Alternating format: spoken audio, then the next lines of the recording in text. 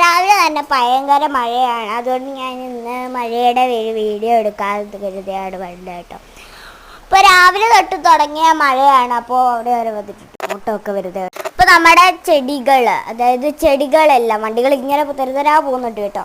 അപ്പോൾ ചെടികളൊക്കെ വളരുന്നുണ്ട്. അവനോട് ഞാനൊരു ഹായ് പറയാൻ പറഞ്ഞപ്പോൾ അവന് ഭയങ്കര ചേട കണ്ടോ. ഞാൻ അവനോടൊരു ഹായ് പറയാൻ പറഞ്ഞപ്പോൾ അവനകത്തോട്ട് കയറി പോകുന്നതുണ്ടോ കണ്ടോ.